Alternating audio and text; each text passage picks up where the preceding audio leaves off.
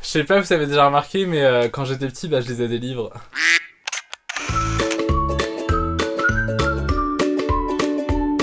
C'est une vidéo qui m'a été inspirée par mon amie Mathilde qui m'a proposé de refaire ce concept. Donc en fait sur sa story Instagram elle a parlé des livres qui l'ont traumatisée pendant son enfance et qui l'ont marqué, et donc je m'apprête à faire pareil car je lis depuis que je suis tout petit. J'ai toujours grandi avec les livres. Il m'est arrivé de lire des choses qui m'ont traumatisé. Oh mon dieu. Oh là là, ce petit putaclic. On va commencer par une collection de romans que j'adorais quand j'étais petit. Je lisais quasiment que ça, j'avais je sais pas combien de tomes. Il s'agit de la collection Chair de poule, je suis sûr que beaucoup d'entre vous l'ont lu quand vous étiez jeunes. Et il y en a deux qui m'ont particulièrement marqué. Il y en a un, c'est à cause de sa couverture, c'était La fille qui criait au monstre, et c'est l'un des derniers que j'avais reçu, et vraiment la couverture m'avait perturbé alors que j'avais pas trop aimé l'histoire. Et après, il y a l'histoire de La peau du loup-garou, alors que c'est même pas le plus effrayant que j'ai lu, mais je sais pas pourquoi il m'a marqué celui-là, parce que en fait j'arrivais pas à me détacher de l'histoire et j'étais à fond dedans, et je me souviens c'était l'une de mes premières mini nuits blanches où vraiment j'ai pas réussi à dormir avant d'avoir fini le roman, parce que je me disais je peux pas dormir maintenant parce que sinon je vais avoir trop peur et il faut absolument que je sache la fin. Et vraiment il m'avait frustré, et il m'a marqué ce livre, c'est un truc de fou. J'ai tout revendu et je regrette beaucoup aujourd'hui. Je me dis j'aurais bien aimé en relire un ou deux de temps en temps pour me dire putain j'avais peur de ça à l'époque, ça craint. Et après en fait j'ai découvert qu'il y avait une autre collection qui s'appelait la collection Peur Bleue, qui était destinée plus à un public un peu plus adolescent, et il y a R.L. Stine, donc l'auteur des Chars de poule, qui avait écrit certains bouquins. Et là par contre j'ai lu ça quand j'étais au collège, et là je me jetais dessus en les lisant, j'étais en mode je suis pas bien. Et c'est là où j'ai compris que vraiment les thrillers et tout c'était pas fait pour moi, parce que j'avais du mal à dormir après et j'étais en mode faut que arrête de te faire du mal en lisant ces livres. Donc maintenant je ne lis plus de thrillers. Voilà, je lis que des romans de papillettes et de papillettes. Oh putain, de papillons et de paillettes. Le deuxième roman dont je vais vous parler, c'est Mon père est un parrain. Celui-là, je l'avais lu quand j'étais au collège, mais vraiment tout début collège, genre 6ème, 5ème, et en fait c'est le moment où je découvrais ce qu'était la sexualité. Il y a un passage du roman qui m'a particulièrement marqué, parce que c'était en fait le premier bouquin que je lisais où il y avait une scène de sexe, et c'était la première fois que je lisais un bouquin où le personnage principal était confronté à du sexe. Et du coup je me souviens que ça m'avait complètement émoustillé, j'étais là genre ouf il y a du sexe, oh là là, j'avais l'impression de dire un truc genre érotique pour adultes, je sentais plus pisser. Quand je l'ai relu après, j'étais en mode ouais, je t'ai quand même fait des gros film, hein. La scène elle est hyper soft parce qu'en fait il fait rien avec la prostituée, c'est son frère qui fait genre, enfin qui lui envoie une prostituée pour qu'il perde sa virginité en pensant que c'est pas une prostituée. Je sais pas si c'est très clair, mais voilà, j'étais confronté à la sexualité dans un bouquin et ça m'a beaucoup marqué.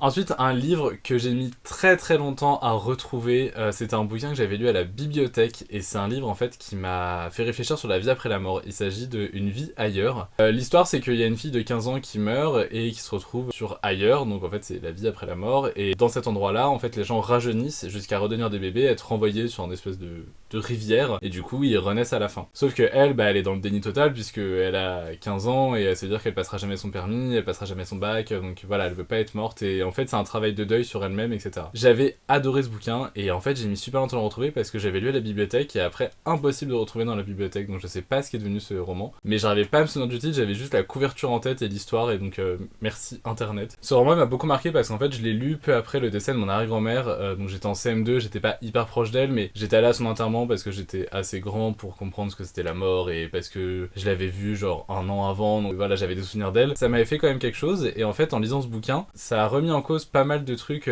qu'on m'avait appris, parce que j'ai fait du catéchisme aussi quand j'étais petit, et justement tout ce qui est paradis, enfer, j'avais beaucoup de mal avec ce concept là, et dans ce bouquin on me proposait un autre concept de vie après la mort que je trouvais plus intéressant, même si je me posais plein de questions, parce que je m'étais dit mais du coup ça veut dire que tous les gens qui vivent sur Terre c'est les mêmes personnes depuis le début, puisqu'on renaît à chaque fois, ça veut dire qu'il n'y a jamais de nouveautés, etc. Et du coup ça m'a vraiment fait poser des questions sur la vie après la mort, et est-ce que j'ai envie d'y croire, est-ce que j'ai envie que ça se passe comme ça. C'était vraiment la première fois que je réfléchissais autant à la mort et qu'est-ce qui se passait après la mort et qu'est-ce que ça signifiait pour moi, et donc voilà, c'est une lecture qui m'a énormément marqué pour ça.